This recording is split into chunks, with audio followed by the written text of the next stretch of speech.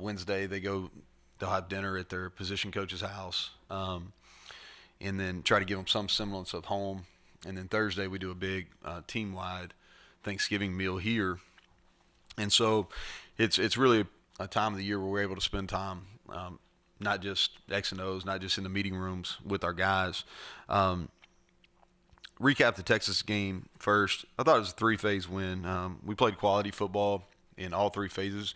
We can play better. I don't think we played our best, but I thought it was quality football, and that was really the goal all week.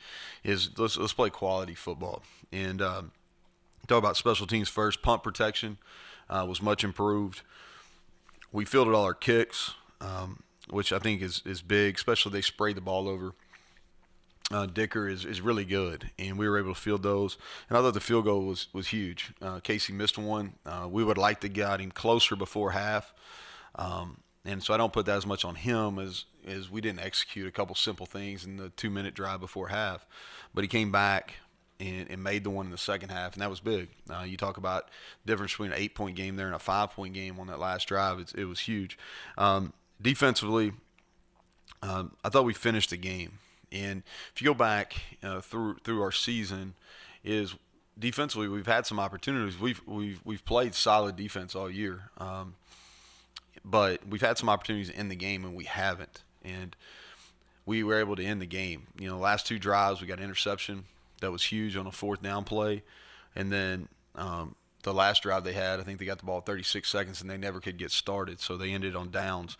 And then we limited our explosive plays. We played different against Texas than what we normally would. We were allowed to drop 8, and the main reason behind that was we really thought that we had a lot of respect for their wideouts, and especially Worthy, but Washington was really fast too. And we thought our best form of defense was to keep the ball in front of us and limit their explosive pass plays. And we knew that they'd be able to ding us with some runs, which they did. But for the most part, we were able to limit the explosive plays, and it proved effective.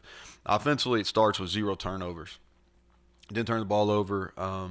We dominated the time of possession, and that was due to 3rd and 4th down conversions. We converted even some really long 3rd and longs, and then we scored touchdowns in the red zone. And to me, those were the differences. Award-wise, we always give awards when we win. You know that. Congratulations to Jarrett, Big 12 Offensive Player of the Week. Thought he much deserved. He played extremely well. Thought he was on point. Didn't have the critical error that sometimes cost us.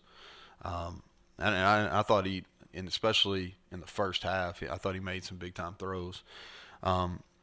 In-house, our award winners, our defensive player of the game was Sean Mahone. Graded out 96%, had 41 production points. Which is extremely high. We had him at 8 tackles in-house, 1 interception, 1 pass breakup, and he was all over the field. We asked him to support the run even more so than he normally would, and I thought he played really well. And I said that after the game, and watching the film, it really proved that way. Offensively, Neal Brown, we had him at forcing 10 missed tackles and 102 yards after contact, and he just played strong. Probably got him 5 more carries than I really wanted to. I didn't track it on the sideline. I normally would not let him get that many carries, so we'll have to be careful how we use him this week. Take it light on him in practice. But I thought he did a really nice job of just running through tackles. Special teams player of the week. This gets overlooked a lot, but Austin Brinkman, our long snapper, we put a lot of pressure on him this week on some things we changed in punt. And I thought he answered the bell. He was great. Field goal, extra points, and punt. I thought he did a great job. He's done a great job all year. Our offensive lineman of the week is Brandon Yates. He's played his best football the last 2 weeks. One of the few guys that played at a high level versus Kansas State. And then he came back and played it even better this week. We had him at 90%, 4 knockdowns, 3 great efforts. And he allowed no sacks and had no missed assignments. So that was his best game of his young career here. We always give out a blue-collar award, and those are guys that maybe don't always show up as much in the stat sheet, but just play the game the way that we want it played here.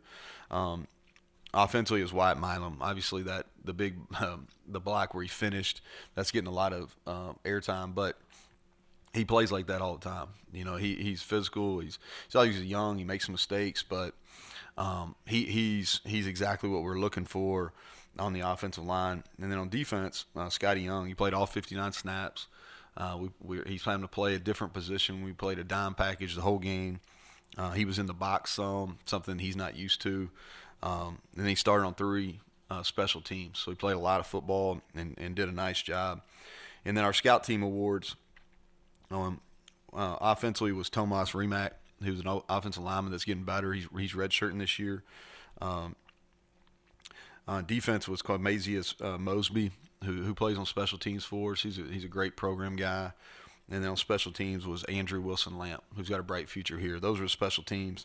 And then our Juice Squad man's getting all kinds of attention this week. And Derek Ambrosino was our Juice Award. So and that's fun. Guys have a lot of fun with that. They were excited. They made it to Sports Center, so that was their goal. So we'll see what they got in store this week. But those are the award winners. Kind of moving on to Kansas now. Huge game for us on the road. I think Kansas is playing their best football. I've got a lot of respect for Coach Leipold. Even before getting to Kansas, we played him when he was at Buffalo. Schematically, they're very good in all 3 phases. If you go back and, if you look at what they did in Buffalo, rebuilding that program and getting it to the peak, they're great talent evaluators, and schematically they do a really good job, and their kids always play extremely hard. That's no different here. He got thrown. He hit the job he took over in May. That's extremely late in coaching terms, and they're really, you can tell he's got high level buy-in there, and they're playing their best football. Special teams, their punt returner Laster, he's their leading receiver, but he also leads the Big 12. So a challenge there. The kickoff returner Logan is their starting safety. He's had a couple big returns. We've obviously had issues on kickoff, so that's going to be a challenge. And they got a kickoff specialist that kicks the ball out of the end zone and he can place it. So not sure if Winston will get any opportunities or not. Offensively, they stress you. That's the best explanation. They do a really good job of shifting in motion. They shift in motion pre-snap even more so than Iowa State. They want to get you confused. I think their football team, the reason they're playing, if I had to, I would give it 2 main reasons why they're playing their best football. Number one, I would put it on Lance and his staff, because you can see the things they've emphasized in and week out. They're starting to show up more and more. So high-level buy-in, so they're doing a great job motivating them. Second thing is Jalen Daniels. He's been electric the last 2 weeks. He's made play after play versus Texas and TCU, and you can tell he's confident he's changed really the demeanor of the football team. Special teams and defense is even playing with more energy because of what he's doing. And he's a dual threat guy. He's been extremely accurate the last 2 weeks. You look at his passing numbers. He's not just a runner. He's a guy that can throw it. He's put it into some tight windows, made some plays under duress. I mean, I think he's playing at a really high level right now. The running back, Neal, I know he got hurt last week versus TCU. Not sure if he played, but he's a slasher freshman. He's doing a nice job too. And they have Laster, who's really just he's solid. He's a guy that has as good a hands as anybody in our league. He's been a really productive player there for a long time. And their offensive line is making strides. I think that's another piece why they're having increased production, because their offensive line is really coming along. You see that they're playing their offensive line's young and their DBs are young at corner and nickel. And as those 2 groups have improved, so is the play of their team.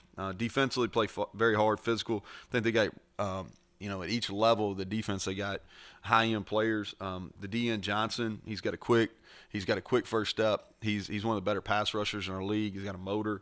Linebacker Potter, been playing ball there for a while. He's smart, good tackler, gets them lined up. And then safety Logan, he'll be an all-conference player. Playing the run well. He's got some picks. Just a really good player.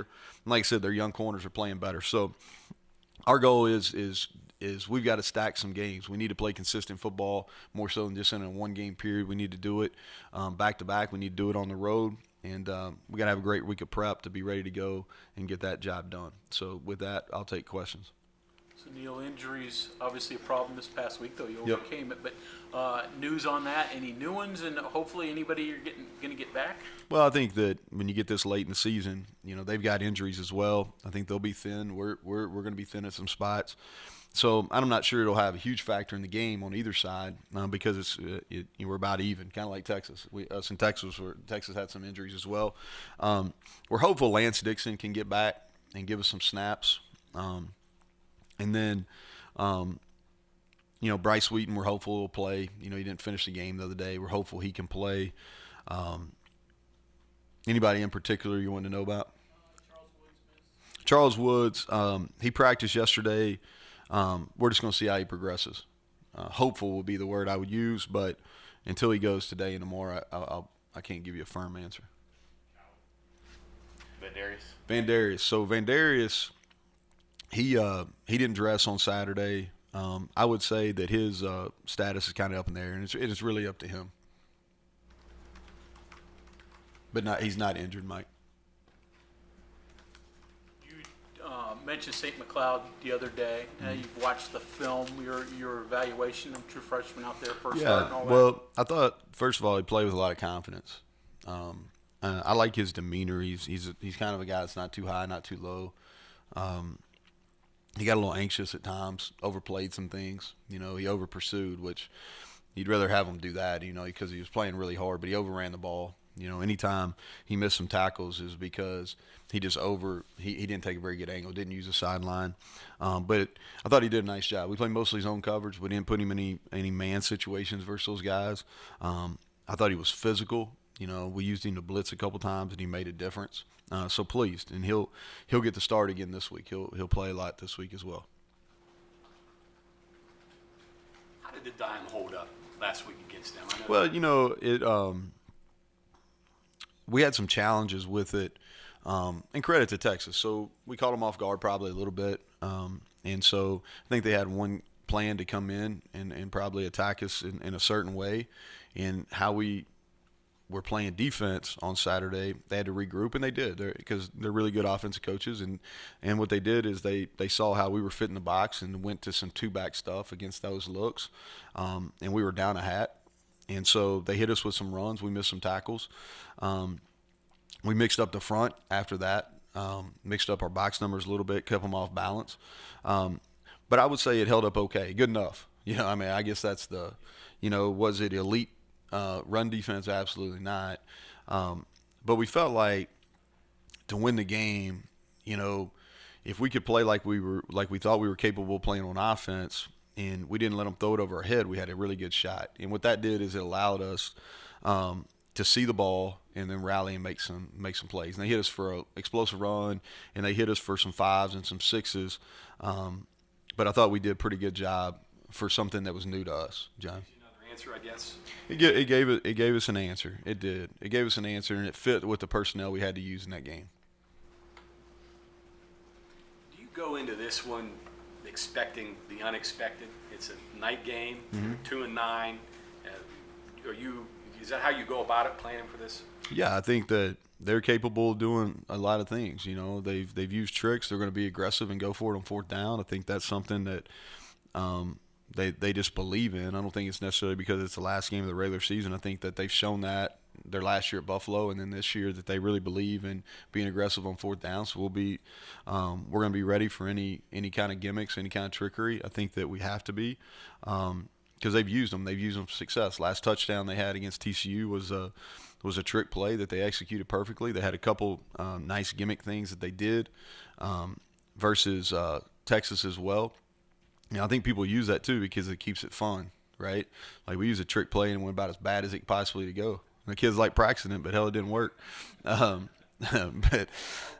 yeah, it was good. Yeah, it was good in practice. But they used some 2 quarterback stuff last week, and so yeah, they're going to keep you on your toes. And I do, and I'm not just saying that. Like I really have a lot of respect for the job they've done. Not just Lance, but they're on offense and defense. Their coordinators, I think, are both extremely sharp.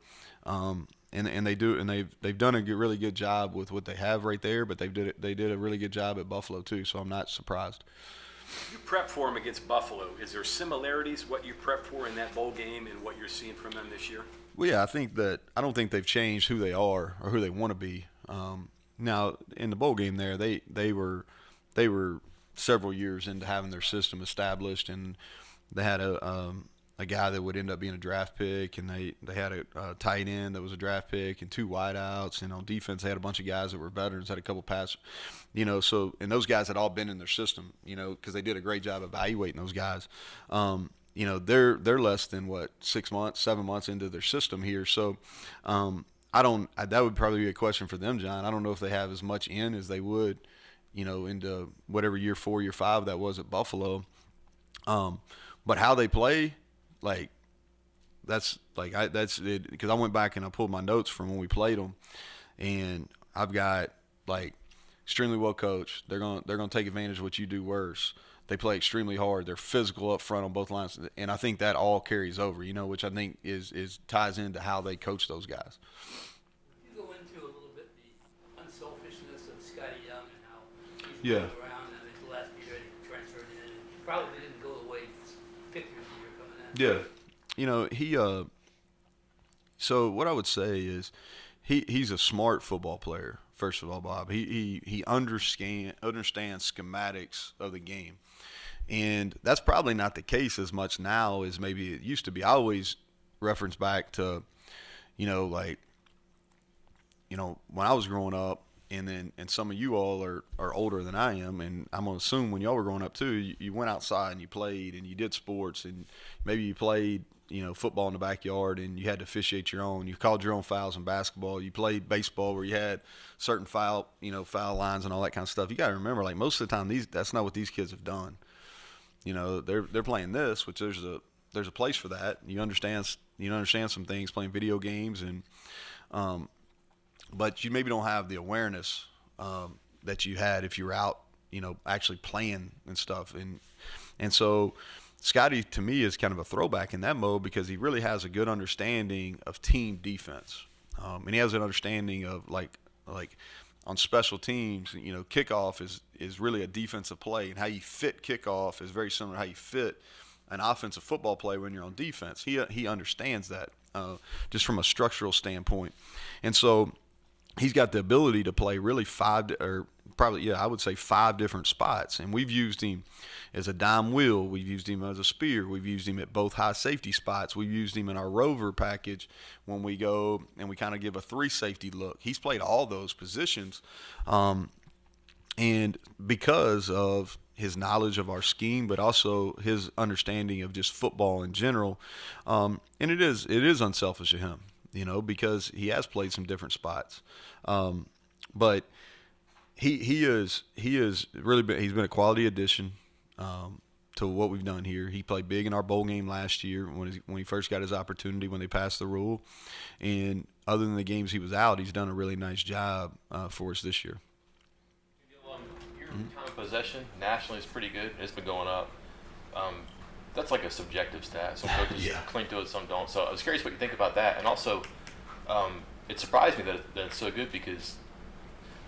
You've had turnovers and some penalties that set you back, and I think you said third down's been hit or miss. That seems to be stuff that would work against it. How does that happen? So third downs, we've not been bad in manageable third downs. We've actually been pretty decent for really how we've played overall, Mike.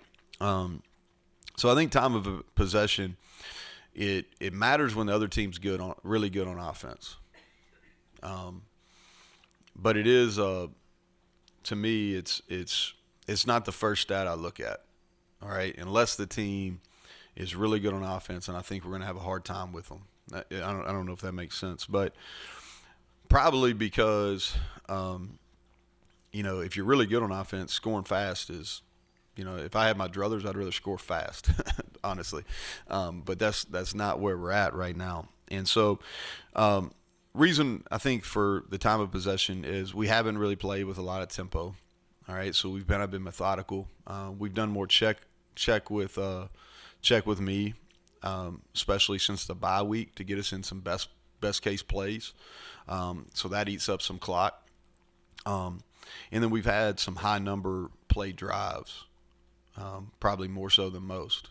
And so I think there's there's several different contributing factors. The games we've won, or the games where we've played better on offense, our third downs have been really high. and I'm sure you probably looked at it because you're asking this question. Like, we've had some abnormal, like, time differentials, like, 16, 18 minutes a couple times, which is something that you just don't see very often.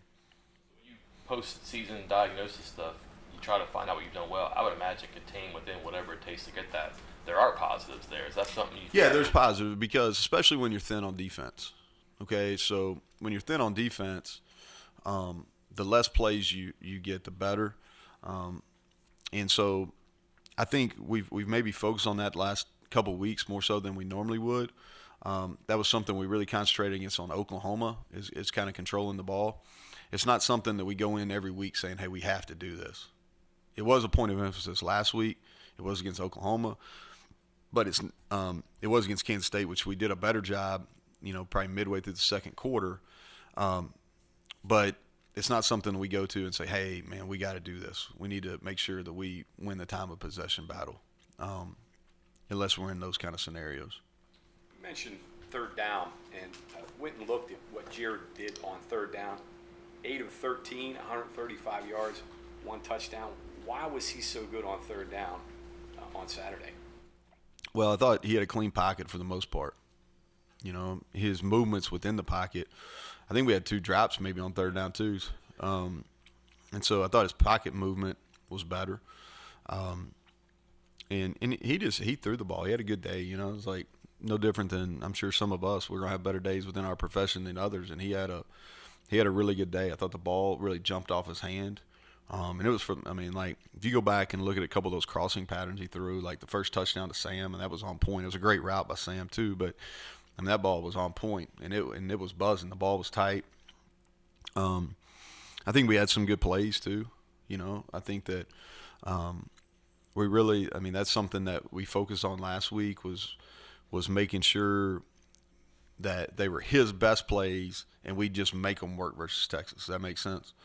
And so a little bit different process than you think sometimes, but we really concentrate on saying, okay, these are Jarrett's best plays. Let's make them work versus what Texas is doing structurally, defensively, rather than let's take these plays, all right, that we think are really good and get Jarrett, make sure, a little different train of thought there. Has analytics changed the game, the offensive game, more in third and fourth down Yes. decisions than anything else maybe? Yeah, I think so. Yeah, that's the time that I use it the most. Because what happens is you go in once you have a 4 down. So basically, I'll make the decision that at a certain point when we start to drive, hey, we're going to go through it. This is a 4 down. So really, you can treat second down like you would first down. So whatever your game plan is going into the game on first down, you can use that on second. You play the third down like a true second down, and so. It does. I think that probably what it does as a coach, it just gives you confidence in making those decisions because the data backs up what your kind of gut is saying anyway. And so for me, we use that in like end of game, into half, timeouts. That's the 2 ways. The 2 points, I pay attention to it, but not to the second half. A lot of the data stuff will tell you to start going for 2 in the first half. That's not something I'm comfortable with just yet. It's the distance on fourth down where you're in that gray area. Well, it changes each week, so it's based on these charts. We use these charts and a lot of. I don't want to bore everybody, but there's a lot that goes into it as far as how they come up with the charts. Like how many possessions does your opponent possess? What's their stop rate on third downs? What's their stop rate on fourth downs? What's the other team's punter like? There's all these things that go into it, and they basically say, some of them are as aggressive. If you're playing in certain type of games, like I remember we played in Clemson in 16. It was really the first time we started using it heavily, and we went forward on like the minus 20 something, on 4th and 1. But they're different week in and week out, and there's much that goes into it. I wouldn't say I follow it 100%, but we follow it pretty close. A lot of math. Well, they do it where it's pretty easy to read. I'm not, you know what I mean? Like I'm not calculating the probability or anything, but they do it. They it's a group that we use, and they give it to you in readable. We always we meet with them on Thursdays and kind of go through each game and opponents. Anybody else? Does the analytics say anything about having two quarterbacks in the field at once? We did it last week. I didn't know Kansas was going to do it, but we just did it to have a little fun, really. Well, I think that's something we can continue to use. We had a couple other things we could have done off of it. They did some neat things last week. They played the Bean kid and Jalen Daniels, and so we'll try to do it. You get late in the year, man. You try to, like I said, we did that when it worked. We went to our trick play, and whatever the opposite of good is, that's what that was. So sometimes you roll the dice and it works, sometimes it doesn't, but keeps them enthused. All right, see y'all. Y'all have a good Thanksgiving.